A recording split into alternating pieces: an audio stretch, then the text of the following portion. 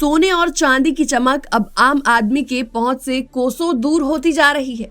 वैश्विक बाजारों में आई जबरदस्त तेजी ने भारतीय सराफा बाजार में हाहाकार मचा दिया है।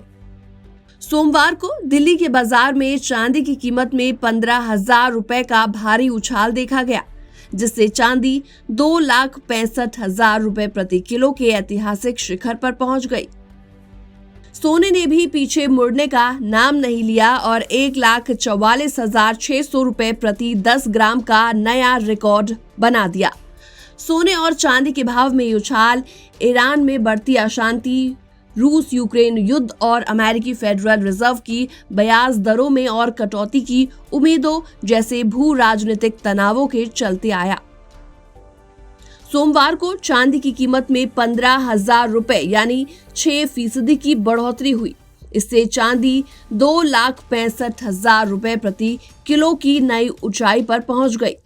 पिछले कारोबारी सत्र में चांदी 2,50,000 रुपए प्रति किलो पर बंद हुई थी और इसी तरह 99.9% शुद्धता वाले सोने की कीमत में करीबन 2,900 रुपए यानी 2.05% की बढ़ोतरी दर्ज की गई।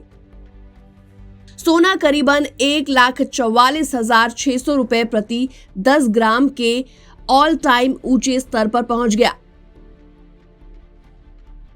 यहां आपको बता दें कि शुक्रवार को सोना 1,41,700 रुपए प्रति 10 ग्राम पर बंद हुआ। इस तरह से अंतर्राष्ट्रीय बाजारों में भी सोने की कीमतों ने नया कीर्तिमान स्थापित किया। हाजिर सोना पहली बार $4,600 प्रति औंस के स्तर को पार कर गया। सोने के भाव में $90.72 यानी कि 2% की बढ़ोतरी हुई और ये रिकॉर्ड $4,169 प्रति औंस पर पहुंच गया। लेमन मार्केट डेस्क के शोध विश्लेषक गौरव गर्ग ने बताया कि सोने ने काफी पॉजिटिव प्रतिक्रिया दी और 4,600 प्रति औंस के स्तर को पार कर लिया। जबकि चांदी की बात की जाए तो चांदी में और भी तेज उछाल आया है और ये $44 प्रति औंस पर पहुंच गई। ये दिखाता है कि अनिश्चितता भरे माहौल में इसकी मांग बढ़ गई है।